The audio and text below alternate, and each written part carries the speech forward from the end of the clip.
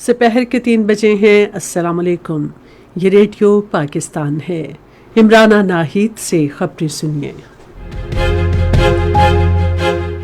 پہلے اہم خبروں کا خلاصہ۔ سینٹ کے چیئرمین نے کہا ہے کہ پاکستان کی خارجہ پالیسی باہمی احترام، مشترکہ مقاصد اور مستقبل کے تعاون پر مبنی ہے۔ گرین پاکستان انیشیٹو نے زرعی شعبے کی ترقی کو ایک نئی جہت دی ہے۔ یورپی یونین کی امور خارجہ کی اعلیٰ نمائندہ کل پاکستان کا سرکاری دورہ کریں گی۔ مارکہ حق میں پاکستان کے ہاتھوں بھارت کی ذلت آمیز شکست کو دنیا بھر میں تسلیم کیا جا رہا ہے۔ افغان طالبان حکومت اپنی دہشت گردانہ اور تخریبی سوچ اور انتہا پسندانہ پالیسیوں کے باعث بدستور عالمی تنہائی کا شکار ہے۔ ڈبلن میں جاری خواتین کی سہ ملکی T20 سیریز میں آج پاکستان کا مقابلہ آئرلینڈ سے ہوگا۔ اور اب خبریں تفصیل کے ساتھ۔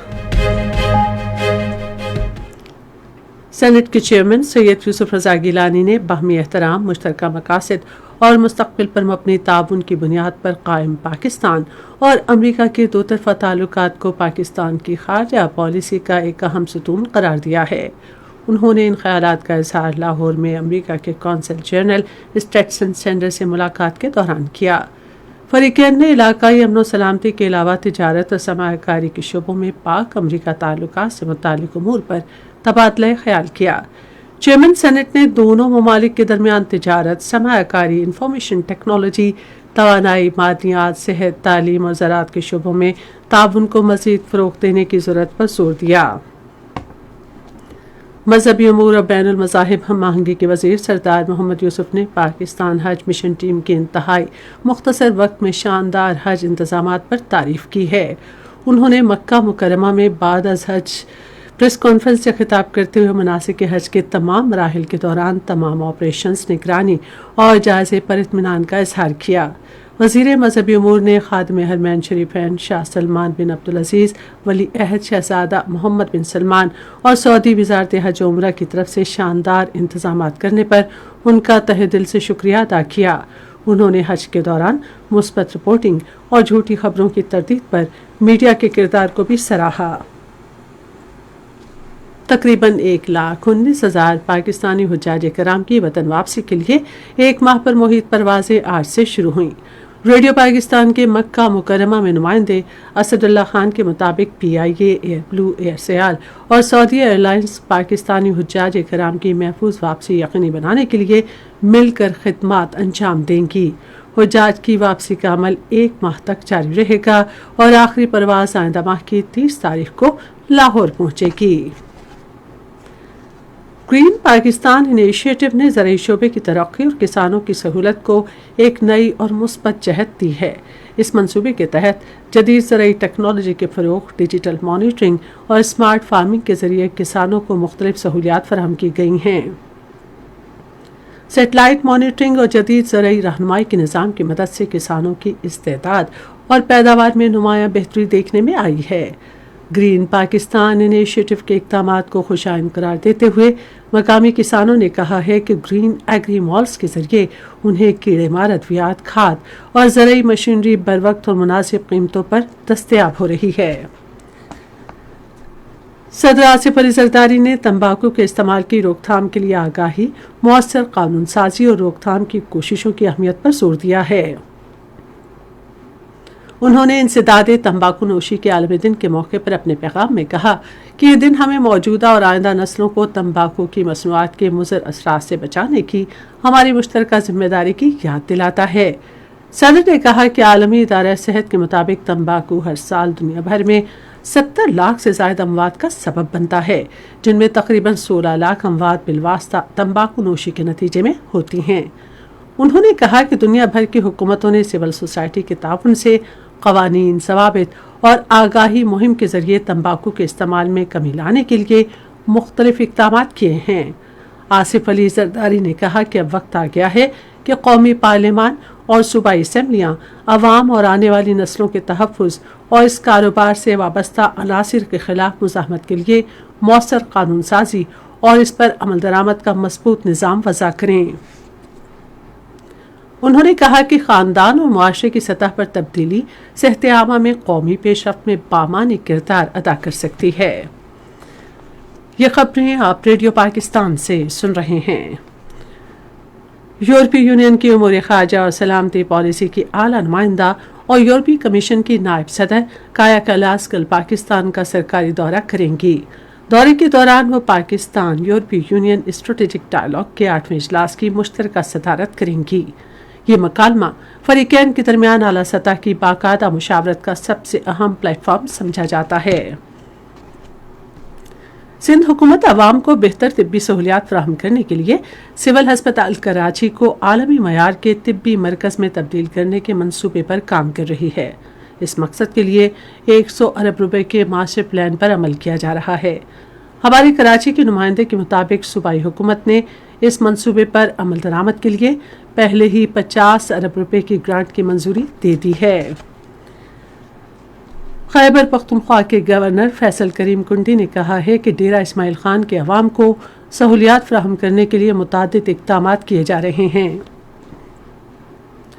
آج ڈیرہ اسماعیل خان میں ایک تقریب سے خطاب کرتے ہوئے انہوں نے کہا کہ علاقے میں 4 مزید نئے نادرہ دفاتر قائم کیے جائیں گے، جبکہ شہریوں کو ایک ہی جگہ پر تمام سہولیات فراہم کرنے کے لیے نادرہ دفاتر میں پاسپورٹ کاؤنٹرز بھی قائم کیے جائیں گے۔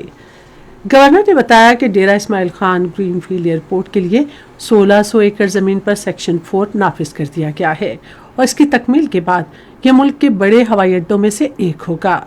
انہوں نے کہا کہ ایشیائی ترقیاتی بینک کے تعاون سے ڈی آئی خان سے ڈی جی خان 2 رویا روڈ کی تعمیر کے لیے ٹینڈرز مکمل کر لیے گئے ہیں۔ مارکہ حق میں پاکستان کے ہاتھوں بھارت کی ذلت آمیز شکست کو دنیا بھر میں تسلیم کیا جا رہا ہے۔ وسطی یورپی ملک سربیا کے صدر الیگزینڈر ووشک نے بھارت کے S-400 فضائی دفاعی نظام کی تباہی سے متعلق پاکستان کے موقف کی توثیق کی ہے۔ انہوں نے ایک حالیہ انٹرویو میں غیر جانبدار تجزیہ کار کے طور پر ضمنی شواہد اور دستیاب معلومات کی بنیاد پر حقائق بیان کیے۔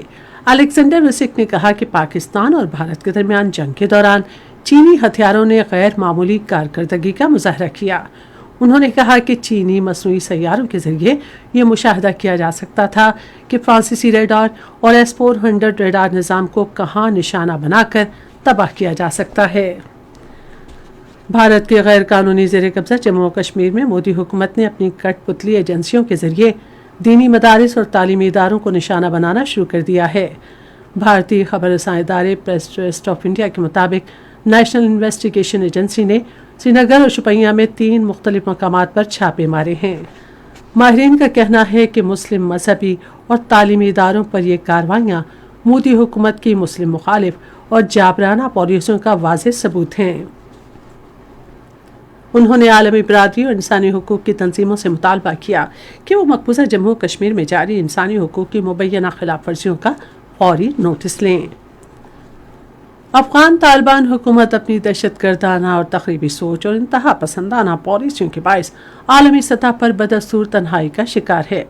International federation for human rights اور 82 دیگر بین الاقوامی تنظیموں نے آئندہ ماہ طالبان وفد کے ممکنہ برسلز دورے پر گہری تشویش کا اظہار کیا ہے۔ انسانی حقوق کی ان تنظیموں نے یورپی یونین پر زور دیا ہے کہ وہ افغان طالبان کے ساتھ سیاسی اور سفارتی تعلقات قائم کرنے سے گریز کریں۔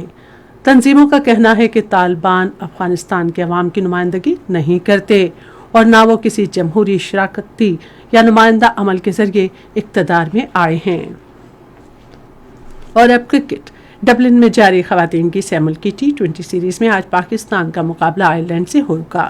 میچ پاکستان کے معیاری وقت کے مطابق رات 8 بجے شروع ہوگا۔ ریڈیو پاکستان آج سے پہر 4:05 پر اپنے قومی نشریاتی رابطے پر گلوکار عنایت حسین بھٹی کی برسی کے سلسلے میں ایک فیچر پروگرام نشر کرے گا۔ سپہر 4:30 بجے ایک اور قومی پروگرام میں خصوصی مذاکرہ نشر کیا جائے گا جس کا موضوع ہے افغانستان کی صورتحال اور پاکستان پر اس کے اثرات۔ اور اب موسم۔ महकमे मौसमियात की पेशगोई के मुताबिक आइंदा 12 घंटे के दौरान मुल्क के बेशतर हिस्सों में मौसम ज़्यादातर गर्म और खुश्क, जबकि सिंध और जनूबी बलूचिस्तान में शदीद गर्म रहने का इम्कान है। ताहम कश्मीर, खित्ता पटोहा, जनूबी पंजाब और शिमाल मशरकी बलूचिस्तान में मतला जुज़वी तौर पर अबरालूद रहेगा। जनूबी पंजाब और शिमाल मशरकी बलूचिस्तान में बाज़ मकामात पर गरज चमक के साथ बारिश मुतवक्के है। आज रिकॉर्ड किया गया बाज़ बड़ी शहरों का दर्जा हरारत इस्लामाबाद और गिलगित 34 डिग्री सेंटीग्रेड, लाहौर और मुजफ्फराबाद 32, कराची और कोयटा 35, पेशावर 33, मरी 20, जबकि श्रीनगर 23, जम्मू 30 और लेह 4 डिग्री सेंटीग्रेड। आखिर में अहम खबरों का खुलासा एक बार फिर सुन लीजिए। सेनेट के चेयरमैन ने कहा है कि पाकिस्तान की खारजा पॉलिसी बाहमी एहतराम, मुश्तरका मकासद और मुस्तकबिल के ताउन पर मबनी है। यूरोपीय यूनियन की उमूर खारजा की आला नुमाइंदा कल पाकिस्तान का सरकारी दौरा करेंगी। इसके साथ ही खबरें खत्म हुई। मज़ीद खबरों और तरसीयों के लिए हमारी वेबसाइट है radio.gov.pk और फेसबुक के link radio Pakistan news official पर बराह रास्त वीडियो स्ट्रीमिंग भी मुलाहिजा कीजिए।